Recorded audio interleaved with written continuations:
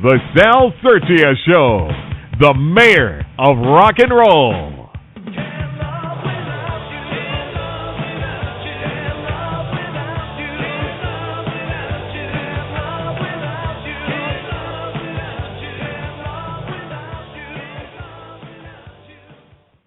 Oh, hello, folks, and we're back. Sal Sirchia here, speaking with his voice, the mayor of rock and roll. Yours truly, me. Here we go with show number 7, and we're doing really good, folks. I mean, last week we had 11,620 people tuned in worldwide. Hopefully tonight we'll have like 20,000 or 100,000. You never know, because we got Mikayla, babe, on the show tonight. So she's got millions of fans all over the place from what I've seen. Oh, my God. She put up a cool website that she was going to be on the show, and I see hundreds of people giving it the thumbs up, saying they're going to be tuning in. So here we are. So tonight we had a great show. We have Mikayla, singer-songwriter, guitar player, and her philosophy is some singers live to sing while other singers are born to sing. So in that case, Mikayla started at 7 years old singing, and she recorded her first demo at like 7 years old and traveled around the world with her parents, played in auditoriums all over the world, like on a constant basis. So let's bring on, which she's already there hanging loose, waiting for me to shut up. Let's hear it from Mikayla. Hi, Sal. Hey, Mikayla, what's happening?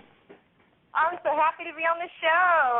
Yeah, everybody's there's a lot of excitement going on here. I've been posting your pictures up and posting it on Twitter and Facebook constantly, and everybody's looking at your pictures and saying, who is that chick? Oh, my God, she's gorgeous. I'm in love. Yeah. I said, well, now you guys have to fall in love with her music as well, because, you know, you can't love the woman unless you love her music, too. That's my philosophy. Right?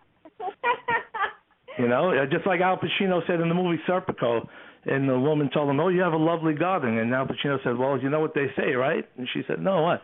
If you love the man's garden, you got to love the man. Yeah, baby. Yeah, baby. So, Mikayla, let's start from the beginning now. Tell us some cool stories now. You want to, you know, I'm going to sit back and listen to some of your stories from when you, what your passion was when you started when you're 7, and what made you want to become an entertainer and singer and guitar player. Oh, okay. Well, like a lot of artists, I started singing at a young age. Like you said, I started singing at the age of 5, and I made my first recording at age 7.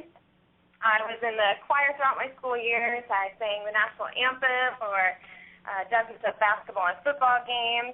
I placed first in singing competitions, and I did a whole lot of karaoke and open mic nights, just trying to open up doors in my adulthood. Yeah, no, I could tell you're really, really into it. I mean, you know, you've been doing it for so long.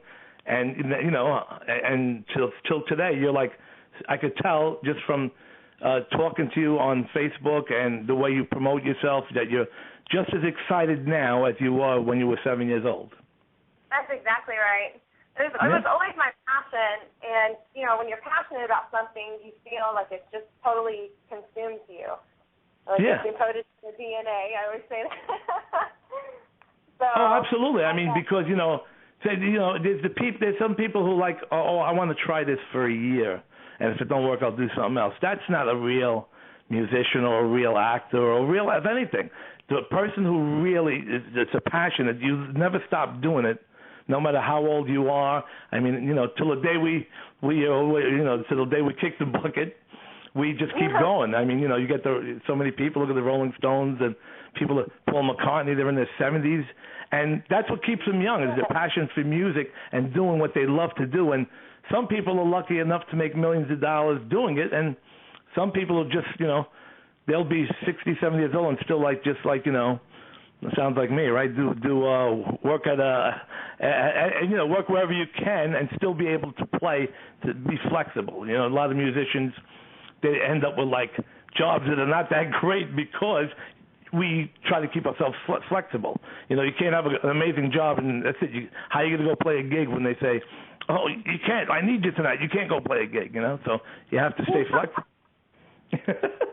Always in the business, right? Yeah. Yeah, exactly. That takes a true artist because you're not only passionate about yourself, but you're passionate about what you're doing and everybody else. And we had talked about that before. Exactly. You know, and that feeling you have when you perform on stage is nothing like it, you know. Oh my God, yeah. You know, the feeling you get. I mean, when I was on the stage playing, I mean, I still go to open mic jams every once in a while, but I mean, I played like so many gigs throughout the years, and you know, when you're on stage, it feels like nothing can go wrong in life. Right. You know, they like all the demons go away, or everything that bothered you earlier or whatever, day before, and it just goes away for that moment while you're on stage. It's just nothing bothers me, and I don't know if that's. I'm sure you're the same way because you're passionate about what you do. So when you put your whole heart into it, nothing could go wrong. You know. That's exactly right. You're pouring your heart out up there, and it's like I don't. Quoting exactly. Now you also have like this. I'm not sure exactly what it is. V2D Records. Is that like your own label or something? Yeah, it's the label that I signed with. I actually sent my demo to V2D Records after I done karaoke of my nights and all that. I was just like, I need to do something with my writing, and so I submitted my demo, and I had a manager, and he was on the phone begging them. I was begging and pleading, please give me a meeting, you know, just listen to my music. It's great. So we finally got a meeting, and I didn't get signed right away, but Terry King was the executive producer, and he took me under his wing and said, you know, if you're willing to work hard, I'll work with you in the studio, and we'll make a few demos. So we worked for almost 2 years before I got signed. Mm-hmm. Yeah. And V2D stands for Vision to Destiny, and this place is a really innovative and forward-thinking company. Mm-hmm. So this is like a record label on the internet where people could go to that website, and if they wanted to buy your music, they could buy it from there? Yeah, they can buy it on there. It's www.v2drecords.com. I have my own little featured artist page. You can check out a bunch of photos and interviews and music downloads and merchandise. Yeah, I went to the website. It's really nice. I checked a lot of stuff out. But, you know, being we probably might have a couple of 100,000 people listening out there, they may, after the show, they're going to be like, oh, man, we got to get Mikayla's songs, man. So we got to promote where they could get them, you know? Well, we'll get them. Support Mikayla. Yeah, that's right, man. Come on, folks. Get out there and buy Mikayla's songs. Are they also on iTunes or no? We're not on iTunes yet, but they are coming on iTunes, and we'll be on all those other ones, CD Baby, Amazon, coming real soon. It's amazing. I mean, me and Larry Mitchell were talking about this last week as well, how everything is so different. I mean, you know, one time it used to be, oh, yeah, my album's out in the record stores. It's in Virgin Records. It's Sam Goody's. And now we say, oh, yeah, it's on the iTunes. It's on CDBaby.com. And it's like the whole world became a computer. Isn't it? I mean, it's a lot easier, that's for sure. You don't have to. But, I mean, at the same time, it takes a lot of the fun out. I used to love to go to, I mean, me and the guys, me and my old friends, me and my friend Paul, my brother Tony, my friend Anthony Beneducci, and Paul Speakers. We used to jump in the car, go to Manhattan, and go to all the cool record stores and look for, like, collector's items and find rare stuff that, you know, independent stuff that you can't get in regular stores. And that's a lot of fun, you know. That was a lot of fun. There's something to do. It's almost just like the movies now, too. I mean, you know, they used to have the movie theaters and video stores. Those are all gone, and everything's just like right on the computer. People just watch movies on computers, and it's like Xbox and Netflix. You know, it was hard to lose weight back then. Forget about it. Now I'm gonna have 5 chins before I'm done with this because there's no place to go anymore. You sit in front of your computer. Yeah, I do miss that. I miss like going to Blockbuster and picking out my own movie, and I'm the type I always loved the CDs because you had all the pictures on the inside and the artist's story, and you know.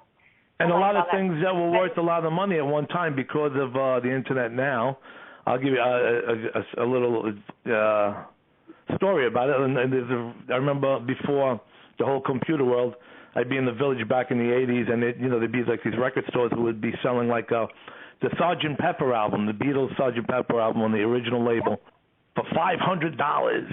People are like, oh, I wish I had the money, I'd get it. Now you go on the eBay, and there's like 10,000 people selling that same album for $1.99. Right. So okay, let's get back to you now. So when do you remember the first time you actually wrote a song? I mean, I'm sure before you actually started writing, even me myself, I was jamming in the backyard and playing Beatles songs and whatever songs they were. And do you remember when you actually first wrote your first song? I was 10 years old, I remember, and I was sitting on the back porch at home. I was living at home, obviously, so I was 10 years old. And it was a corny little song. I don't even remember it now, but, throughout the years, I just continued to write and perfect my craft. And now I don't use my own situations. I'm not writing for the moment. I'm writing for the future. Mm-hmm. I write music so people will feel good, and I want people when they hear them to dance and sing in their car. I want them to remember where they were when they heard it, so it's a part of their life. And I want them to listen to it more than once, play it over and over, breaking out the air guitar. So my music has developed since then as far as what I'm writing about, my crazy imagination. No, yeah, absolutely. I mean, even me, I've written songs that come straight from the heart, and then you also come out with imagination things. It's like play with words and stuff like that. But as a kid, now you were already playing guitar at 7 years old, actually playing chords and singing? No. I play guitar when I write, and my producer does all my arranging. And, gotcha. For the stage, yeah. I'm good at the guitar. I can write songs with the guitar, but I'm too chicken to do both on stage. Well, that's okay. I mean, so basically, when you play live, you're the front person, the lead singer. You don't play guitar and sing at the same time, which is fine. I gotta be free. I gotta have room to move around and jump in the crowd, Yeah, absolutely. And the funny thing is, even with me, back in the old days with the band, I was the bass player and lead singer, and my brother Tony also was the guitar player and lead singer. We shared different songs. And I remember a couple of record company people came to see us play live, and they said to me, Sal, get yourself a bass player. You're such a good front man. I want you to be just a front man. Don't play bass and sing at the same time. Just be the lead singer. That was 40 pounds ago, by the way. And which I'm not fat, but it was 40 pounds ago. It was 40 pounds skinnier back in the 80s and 90s. So I did that. I put down the bass, and if you watch on YouTube, I'm sure you check some out, you'll see me playing bass and singing, but you'll also see me just as the lead singer. Yeah, I saw all your videos, and I have to say that you guys rock. Oh, thank you. You watched all of them? There's about 400 of them on YouTube. You must have been watching them all 24 hours a day. Well, no, maybe not. They're only a few minutes long anyway. Now, there's no. You said you're working. You're going to be working on a video soon. You said. Yeah, actually, we just finished shooting the video today, and hopefully, I can't give a specific date, but hopefully next week we'll be releasing it. Oh, that's great. And what song did you use for the video? What song? My latest single, "Take Me Down." Take Me Down. We're going to hear that in a little while too. I can't wait to play it. So I like it. I actually been checking out all three of the songs that you sent me, and I really like them a lot. I put them. I know you're not supposed to do that, but I put them on a CD so I could play them in the car while I was driving around. And I'm not bootlegging your songs, Mikayla. I'm not bootlegging. I'm just listening to them. So yeah, all three songs, man. I played them quite a few times yesterday while I was driving around doing my thing. And I was getting into it, man. It was like, do you dance? I said, hell yes, baby. All right, you know what, Mikayla, we're going to come back. We're going to go to a commercial break in about 30 seconds, and we're going to come back, and we got a whole show with Mikayla. So everybody stand by. Don't go nowhere. We'll be right back. Does this sound like you? You want an online interior design business that puts money in the bank and even makes you money 24/7.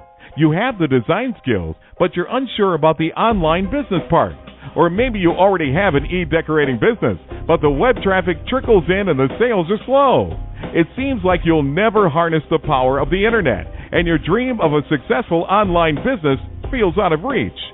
If you have plenty of unanswered questions and you're searching for reliable answers, look no further. Introducing the E-Decorating Missing Manual. This is a step-by-step proven plan to create a thriving online interior decorating business. It includes digital learning materials, from an info-packed PDF manual to instructional videos. Get it today at mupplebee.com. That's www.mupplebee.com. Mupplebee. Here is a well-documented fact. Humans spend approximately 33% of life in bed. That's a good reason to consider bringing your bed into the 21st century. With Function All Linens, they'll change your bedtime forever. Designed for every kind of bedtime you can imagine, these fun and functional bed sheets have his and her side pockets that hold pretty much everything but the kitchen sink.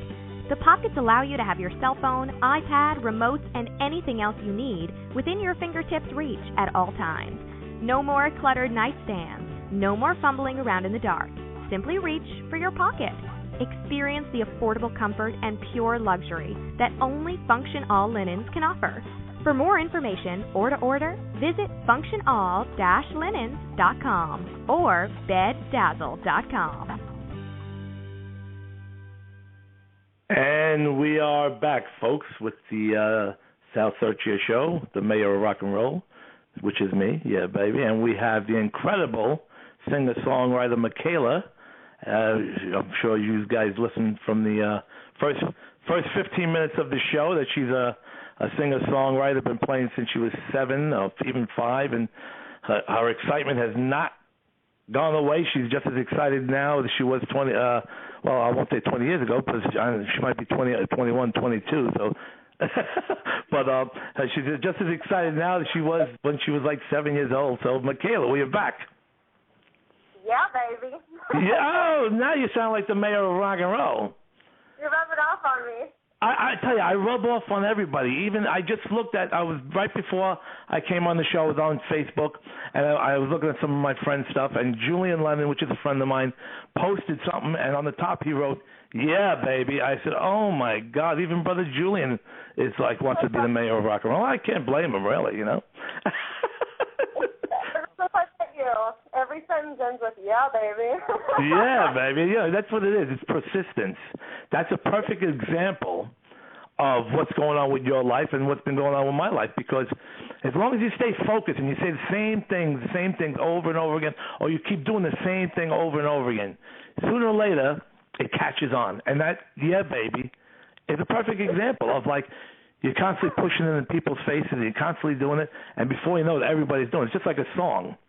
You know, they play a song on the radio or VH1 or whatever. You know, people say, "Oh, they keep playing the same song every 20 minutes." Absolutely, that's the way you get to hear it over and over again, and you start to like it that way. I mean, you know, it's just like a baby born. You know, a little baby trying to feed them the baby food, and they're like, "No, no, no!" They're pushing it away. Before you know it, you force it into them, and before you know it, they start liking it. So it's just like anything else.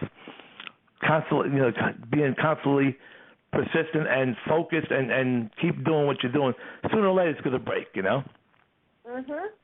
Yeah, I mean, I always say, you know, if you could stay in Atlantic City and stay in front of a slot machine for 30 years, I think you would hit the jackpot sooner or later if you could afford to keep feeding it money.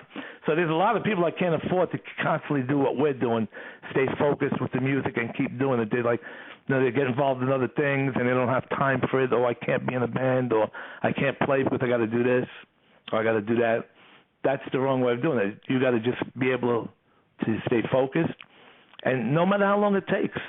It takes 30 years. I mean, I'm still sending my songs out, trying to get publishing deals and things. I say, hey, listen, I waited 35 years. Another year or two is not going to help. Not going to hurt, you know? It can't work without you. It's stuck in my head. I've been doing it every maybe it's better off we get rich in our older age than when we're younger, because when we're younger, we'll probably blow it all on stupid stuff. So as we get older, you get rich as you're older, and you'll spend it in better ways, That's true. Well, when we're younger, our minds in all different directions. I mean, yeah. Well, that's why the story with so many young musicians and actors, you see all the, they end up in these bad situations because they become party animals, and and it's very easy for people to head in that direction, Right. It has to be your number one focus. I mean, this is it for me. I don't have plan B. This is it. It always has been it, and it will continue until the day I die. Oh, I could tell what you're all about. I mean, there's no doubt about it. You're like super straight person. I could tell you're a person who never did drugs or drink or smoke, and you're just like focused, and you're so passionate. I could tell by talking to you the other night when we were talking for like 2 hours back and forth on Facebook how excited you are about what you do, and that's what keeps you going. You got to really be into it. Right. You can't have drugs and alcohol and be in this business where it's going to fail. I mean, you have to. No, yeah. A lot of decisions behind closed doors that people don't realize, and it takes all of your energy. It takes all your focus, and along with writing music and you got to perform. Yeah. Created on stage. Oh man, it really. I don't know how people could perform high or drunk. I mean, I played back in the early '80s. I played at a party one time, and I think I had maybe 1 or 2 rum and cokes to try to, and I couldn't even play anymore. I couldn't even think of what I was doing. I said, "This is terrible." I said, feel like I'm slowing down. I can't get into it. I don't know why anybody would want to be stoned or high while they're playing. It's ridiculous. I like being straight and full of energy, man, Yeah, me too. Nothing better than being straight and full of energy. Who wants to be worn down and be like, hey, man. So now let's talk about the video. Tell us a little bit about the video you were shooting today. Well, it's a surprise, but it, takes Okay, well, you don't have to tell us what was going on in the video. You could, the song. Now, okay, the song is called "Take Me Down." You could explain a little, maybe this by the title of the song, what a little bit of the video means, or is it a song you wrote that's something that happened to you, or did it just, you had fun playing with words? I just had fun playing with words on this one. It was kind of a 60s Joan Jett throwback, and my producer, having been a 60s rocker, was huge influence with it.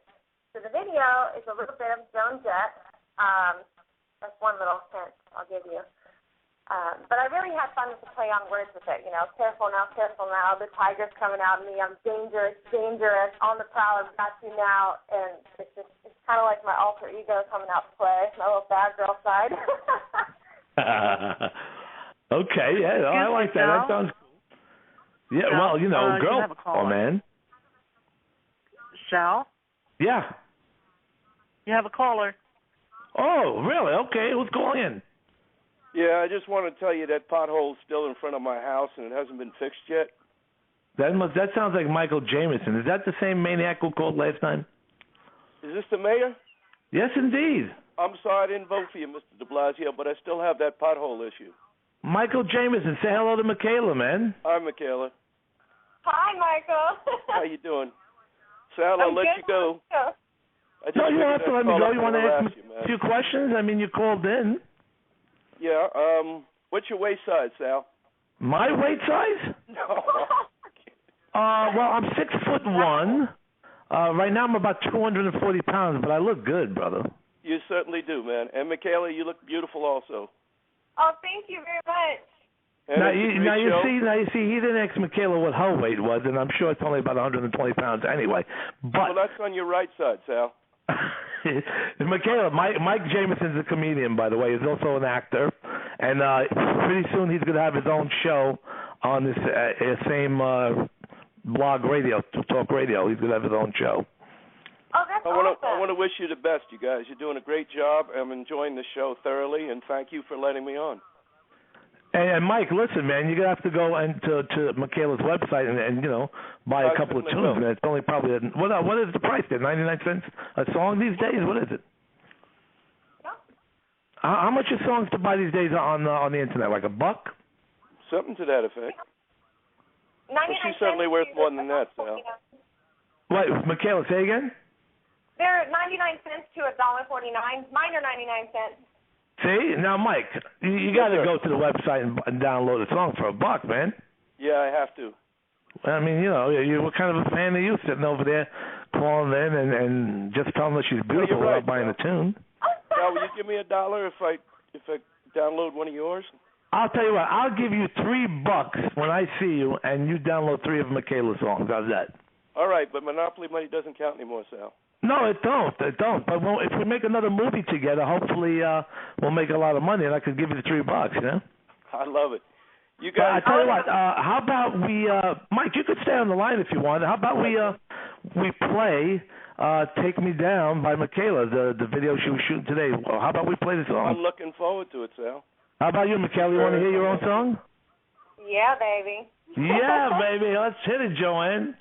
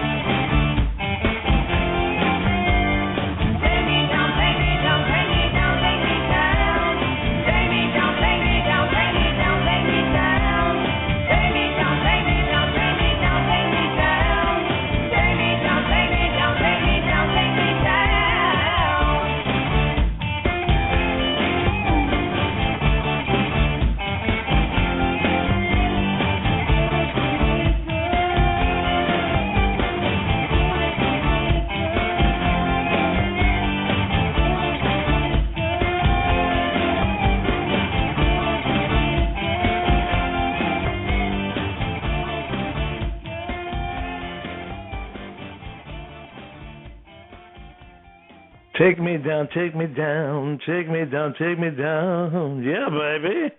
That was Mikayla. Mikayla, that sounded great, man. You got a great voice, too. Thank you.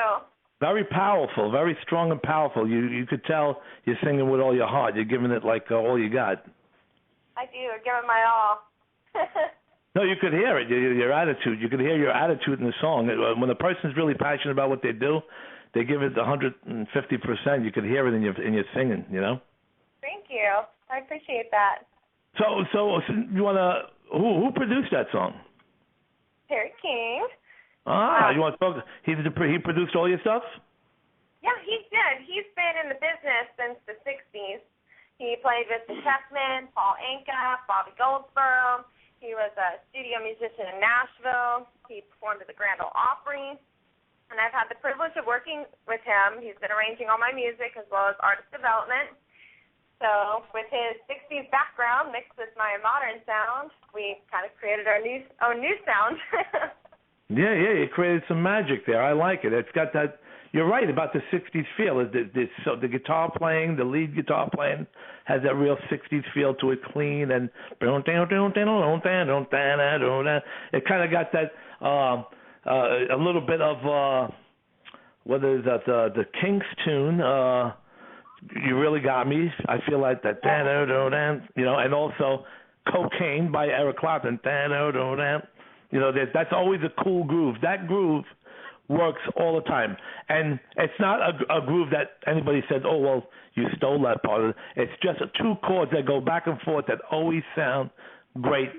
Whether you're jamming or you're writing a song, it's like da-da-da-da, da, you know? It's always cool. I mean, I've jammed at clubs, and we did stuff like that, just jamming away, and it always sounds great.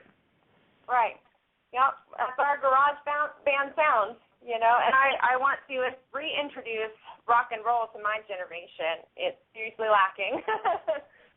Yeah, no, definitely. I loved it, man. And who played the instruments? Who played the drums? Or is that all computer stuff, or is that real guitar playing and real bass and drums, everything? On this song, it was computer. We do have a drummer come in and guitar players when we need it, but yeah, that was computer. You know, they have the real the real drum sounds that are actually musicians playing it. So. Gotcha. You're right. No. That go a lot of people these days record that way.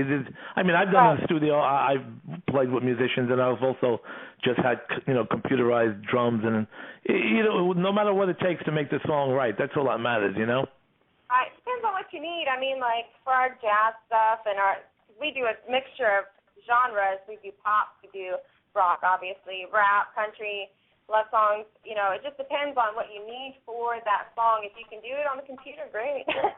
Yeah. I talked about this on one of my other shows where I recorded 2 songs, Italian songs, believe it or not. I wrote for the movie soundtrack, a movie called Coalition that I'm also in. And I walked into the studio, and I'm expecting to see amplifiers and drum sets, and there was nothing. I said, what is this? I walked into a computer room. I said, well, where's all the instruments, and where's the there is no doors on the computer. I said, so all I have to do is sing. And the great thing is, all I had to do is sing. I mean, even if I did the harmony to one part, I just had to do it once. And then they just added in to the rest of them. So if people are hearing me sing, and they think, whoa, listen to Sal go, he's amazing. Meantime, I just did the line once, and he added it in the rest of all the other parts. Yeah, they can do that. Yeah. It's really, really cool what they can do with technology now. Yeah, I mean, it's been going on for a long time. I mean, to make a great record, that's the way you make a great record. I remember, I hope I'm not spoiling anything for anybody, but Rod Stewart, I talked to Rod Stewart a long time ago in the China Club, and we were all talking about producing this and that, and he likes to record one line at a time. You know, he'll be like, Baby Jane, stop, let's listen to it. Okay, that was good. Don't leave me hanging on the line, stop, let's listen to it. Oh, I don't like that one too much. Do it again. Don't leave me hanging on the line. Listen, stop. That's a good one. Save it. So, instead of just singing straight through, do one line at a time and make it perfect. It's just like writing a book, you know? Yeah. Well, that's cool. I didn't know they did that. No matter how many takes it takes, usually 1 or 2, but we do it straight through like that. Oh yeah, I've done both. I've done straight through. I don't think I've ever done just one line at a time, because once I'm singing, I'm on the roll. I'm flowing. I can't stop because the flow is there. You know, I'm getting into it. So that comes across even more sometimes when you're just on the roll and you start getting into it. So you might as well just keep going. But there are some people that, you know, they're on tour, they're singing every night, like a guy like Rod Stewart. He's out there, you know, 5 nights a week doing shows, and your voice is a little sore, and now tomorrow you got to go into the studio at 9 a.m. in the morning, and your voice is shot. So sometimes, okay, let's work that way, you know. So let's just do one line at a time because my voice is sore, you know. My friend Joe Lanterna, he recorded that. I don't know if you know the song, I Surrender, I Surrender. He sang that song when he had a bad cold, and he just winged it. He sounded great, but people don't know it. But he told me, he said, my nose was nasal, my nose was stuffy, and I just gave it all I got, and it came out great. Yeah, you do what you got to do when you're racking up studio time. That's money. Exactly. Now, on Take Me Down, you wrote everything, the lyrics, the music, everything? Yep, everything, all of my songs. Oh, that's fantastic. Now we got Fire coming up. There's another song by Mikayla we're going to play in a few minutes called Fire. What was the influence of this song? How long ago did you write it, and what was the influence, or what made you come out with this tune? Again, just another one of my crazy imaginations, and I just kind of played with the words, like on Take Me Down. Mm-hmm. It's a beat-soaked party anthem, something I wrote for DJs and clubs, something to get the crowd running to the dance floor. You know, fist bumping in the air. Let's go. Did you ever get the song played in any clubs? And now you're in South Carolina, right? Right, I'm in South Carolina. Now, how's the club scenes over there? I mean, is anything happening? Is the music scene happening over there these days? It's quite happening, but it's not as happening as I'm sure New York is. I'm dying to come there. Oh, yeah, you would do great in New York. I could picture you playing the Bitter End and Kenny's Castaways and so many places on Bleecker Street. You just have the right look, the right sound, and you would do great over there, you know. You definitely got to come to New York and do a few gigs, and we'll do a show promote and try to pack the house for you. Hook me up with your contacts. Let's do this. Yeah, well, I know everybody. I am the mayor of rock and roll, so, I mean, if you come to New York, I definitely could help you in any way I can with people I know to hook you up with gigs and, maybe even record company people. There's a lot of record company friends of mine that might be tuned in right now, as a matter of fact, and quite a few of them have given you the thumbs up on the pictures I put up of you. You probably don't know who they are, but look again, and you'll see some pretty important industry people that are checking you out. I did see that, actually. I saw that. Oh, you did? Yeah, baby. Mm-hmm. Yeah, very cool. Baby. Thanks. I'm sorry, say again? I said, yeah, baby, thanks. Oh, she is definitely the happiest. You are probably going to become the queen of rock and roll because this attitude of yours, you're like overpowering me. I think you're like maybe like the next big thing in the music business. There's no doubt about it. Let it be known that you heard it here first, folks. You heard it. You heard the mayor of rock and roll, folks. So whoever's listening out there, Mikayla needs we need a major, maybe on RCA Records where, I mean, your label, it's good to have be on a label and everything, but like even Elvis Presley, he was on Sun Records and he felt bad to leave, but when RCA came in the picture, it's hard to say no. If it was up to Elvis, he was feeling bad. He would have said no, but the Colonel said we have to do it. Even Sam Phillips told Elvis, you got to go with RCA. We love you, but we can't hold you back. And I don't know if you know that story. No, I didn't know that story. I knew he was with the Sun Records. Yeah, that's a true story. Elvis Presley was on Sun Records in the beginning, and he was doing well. He was making in the 50s $2,000 a week, which is pretty good money, I'd say, in 1950 when everything cost a nickel. And what happened was RCA stepped into the picture. They wanted Elvis, and Elvis felt bad to leave Sam Phillips because, Sam Phillips with Sun Records is the one who made him, who discovered him and put him out there. And, even Sam Phillips told Elvis, no, you got to do RCA. You got to go on RCA. It's a major label. You got to go for it. And that's when he exploded worldwide the way he did, you know. So maybe he'll come to New York, do a few gigs, and get discovered by, who knows, it could be out there. It could be, I don't know, maybe Dave Novick or, let's see who else is out there. There's so many people. Maybe Scooter Braun. You never know. Scooter Braun, he might be getting tired of all those little kids he's signing, Justin Bieber and who's that Chinese guy that dances around like he's riding a horse? What's his name? That guy. Scooter Braun needs some you know. Well, he's got that one girl too, the one that's real great song. Call Me Maybe. That's a happening tune. But I think maybe he needs Mikayla on his label. What do you think? What's that? I think he needs Mikayla on his label. Yeah, you have to talk to my label. I am under contract. Oh, I hear that. All right. On that note, let's play. I think we got it all queued up ready. How about we play your song called Fire? Yeah.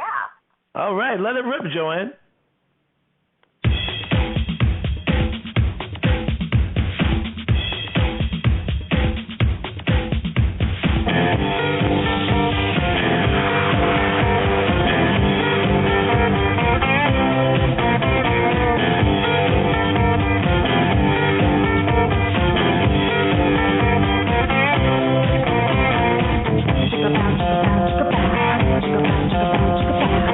Chicka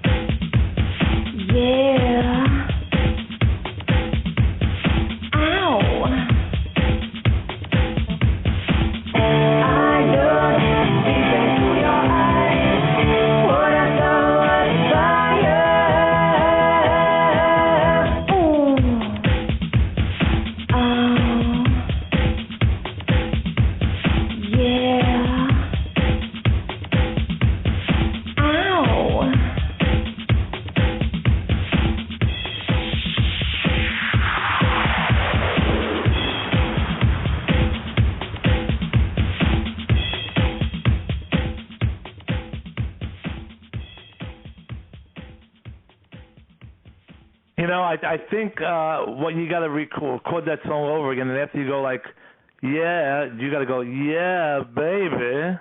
Oh, baby. I just got word that there's tons and tons of people in the chat room saying that we sound great and the songs sound great, and they're all saying hello to us. And Joanne is going to tell us there's one person who's got a question for you. You there, Joanne? Yes. There's JP Zammit, and he says, "Hi, Mikayla. Hi, Sal. Got two questions for the beautiful Mikayla. How would you describe yourself in 3 words? And who was your role model growing up?" He's my McAngel. Shout out to JP. No, 3 words to describe myself.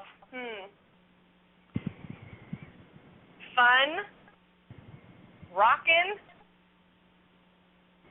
mischievous. Pretty. I think that's pretty cool. Pretty good. Great. And who was your role model? Who was your role model growing up? I had a lot. I mean, because I grew up with the Beatles, I grew up with the Beach Boys, I grew up with Aerosmith and all those. I always looked up to people like that, and Mariah Carey. I mean, I was in 3rd grade trying to hit those high notes. I never could. But I always loved her because she was so elegant.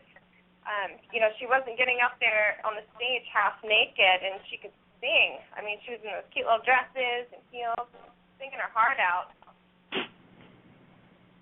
I think that's pretty cool. What do you think, Joanne, Ben? Yep, it sounds good to me. Nice.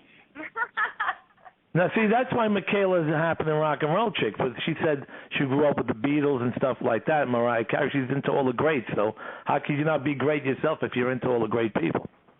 Oh, thank you. Yeah. I took a lot of notes.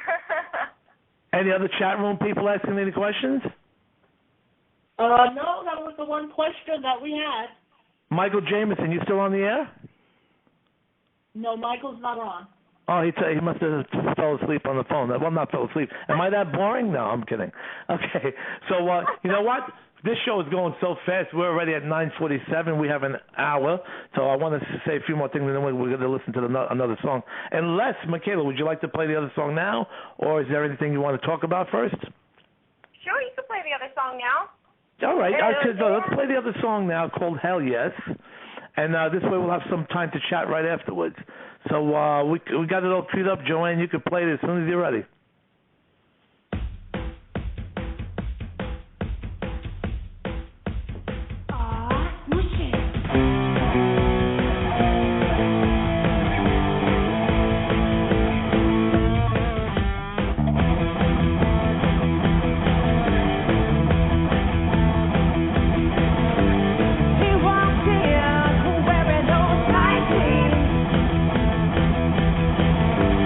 My heart jumps like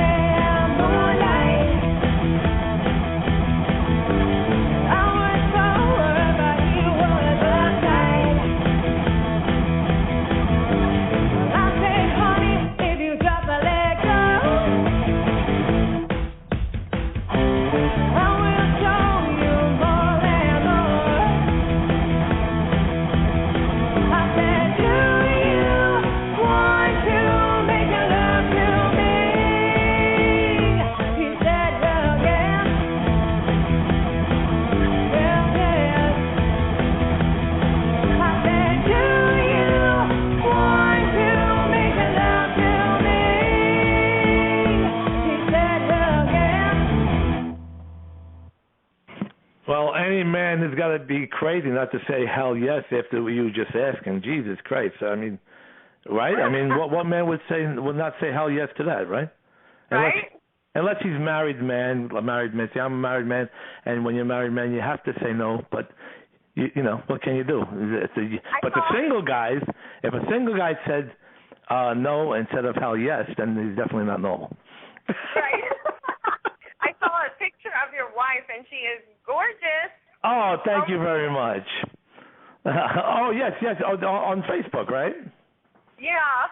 Yeah, well, you didn't think I would marry a chick that's not gorgeous, did you? No, absolutely not. Absolutely not. But everybody's gorgeous. I'm just kidding. Everybody in the world is gorgeous. Everybody has different tastes and everything. You know, some people think, some people look at some person, don't think they're that attractive, and then there's another person who'll see it and, melt over them. So everybody sees these things differently, you know? Right. Oh, it's personality. Exactly, personalities. Well, that's the thing. My wife is like a female version of me. We're both happy-go-lucky and always goofing around and playing like kids, and always, 99% of the time we're pretty happy, and we're all human. Every once in a while we get in a bad mood, whatever. Life gets in the way of too much things to do. That's how it's supposed to be. Exactly. You have to have a little bit of what would you call it? A little bit of aggravation somewhere in there. Else too perfect is no good either, right? Or you won't have anything to make up over. Exactly, that's true. You're right. I forgot about that part. That's what do they say? Makeup is to break up, or break up is to make up. Yeah. Something like that. I can't remember. So tell us a little bit about Hell Yes. Now, when did you write that song? Why did I write it? Oh, no, well, why and when? I guess I really said when did you write it, but why is a question as well. Why not? Well, we released this one in November, and it's more of a country rock song. And just like I told you, my crazy imagination, I see like scenes in my mind like a movie. So I just really wanted to paint a picture of that because we've all done that. We've all walked into a bar or dance club and saw some cute. Well, in your case, girl, my case, boy. And the songs are really good, all three of them. And I'm not just saying that to make you feel good because, I played them a few times yesterday, and I'm hearing it again today, and I'm already remembering them pretty well, So, usually there's songs you could hear 100 times, and it's like you're still not getting it. But this time I was listening to it again just now, and I could remember it. I could sing along. Do you? That kind of thing. It's like... Yeah. All right, yeah, these songs are cool because, a memorable song is the type of song you hear it once or twice. I mean, there's some songs that grab you the very first time, it's like bang, and then there's some songs that you hear once or twice, or sometimes you hear them like 10 times, you still can't get into it. But your songs, I got to admit, I played them yesterday, and then just hearing them again, I'm like, oh yeah, I remember the words and the melodies and everything. So that's a good sign, Awesome. That's what I want. That's awesome. Yeah, no, that's a good sign, really. It really is. And I just love the power in your voice. The attitude is so strong. I mean, when you're talking, your voice is so much more powerful when you sing. You're really giving it all you got. Yeah. Oh, you said my alter ego comes through. It's that bad girl part of me. She wants to come out. Yeah. Do you have any gigs lined up? Any shows coming up or anything? Well, right now the label wants me to stay in the studio, but we have been playing small clubs, keeping it real, keeping it fresh. But we are booking a tour starting early summer. We've had invitations to sing in England, the Netherlands, New Zealand, Israel, and there's invitations coming across the U.S. Wow, very cool. Yeah. Yeah, so you got a lot of stuff happening real soon in the future. That's great. Yeah, I'm excited. So, I mean, we played these three songs. How many songs have you written totally? In production right now, we put a demo to 40 songs, but I currently have a good 75. You have 75 songs you've written? Yeah, I try to write every day, and sometimes it comes to me in a line, and sometimes it comes to me all at once. I mean, sometimes I write songs. I know exactly what you mean. I've done that. I've had songs that I've written where, I would complete a whole song in 1 hour, and then I have songs where, I'd be stuck and it took me a whole month. It's like, okay, leave it alone for a little while and come back to it. So, I know exactly what you mean by that. So, yeah, we have the 40 we have in production right now, and we should be finishing up with those in the next couple months, and then we're going to start our tour. And yeah, hopefully we can get the others done too. That'll be great, and we definitely have to do another show with you in the future. I mean, you're such a great guest, and you're so much fun to talk to, and you got great music, and your attitude is dynamite. So we definitely have to do another show with you in the future and play some of your other songs. That would be great. Would you like to come back on? I would love to come back on. Oh, definitely. Yeah, definitely. We definitely got to do that, and play some of the other tunes. Are your other tunes also, all 75 songs that you've written, are they all recorded, or do you just have, some recording and some of them you just, like me, I've written 100 songs myself, and, maybe 50 of them are recorded on 8-track or whatever, and I'll have tons more that I have on a cassette that I just did with acoustic guitar. It's a song, but it's not recorded, produced or anything. Right. The 40 we're working on right now, we've had a demo to those, and we're in production with them officially, making official releases for those, and we'll be releasing a new one every 45 days. The other ones that I was talking about, they are just kind of in my head and on paper. Right, exactly, like what I was just saying. Right. Exactly. Well, you know what, Kayla, we're going to wrap this show up because we got 2 or 3 minutes left, and I just want to thank you so much, and hopefully we had about 20,000 listeners tonight. There's tons of people in the chat room. Tomorrow morning we will find out exactly how many people were tuned in worldwide. I got a feeling it's going to be a big one. We broke the record last week. This is show number 7, and last week with Larry Mitchell we had 11,620. And hopefully we break the record with this one. It would be great. Right, Joanne? Are you there, Joanne?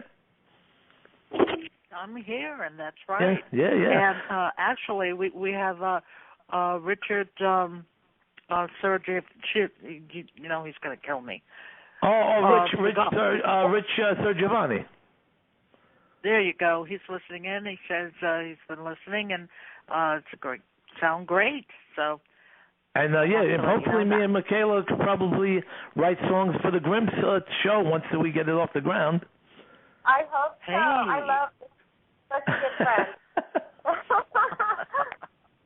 Yeah, man, that would be great, and that's a great thing, man. I mean, Rich, I know you're listening, and I didn't forget you, brother. We got to get together and have a little meeting, and maybe we could get something happening together.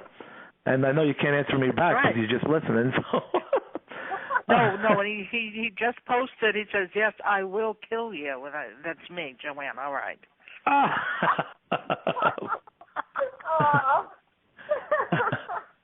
Well, this has been a great show. I've had a lot of fun. This hour just flew by, It really did. Yeah, it's great. All right, so we got 1 minute. We're going to wrap it up. Mikayla, you're the best. Thank you so much. And I'm glad we are now friends for life because everyone I meet and talk to, we become friends for life, and that's the way I am. What could I say? So we're definitely going to do another show.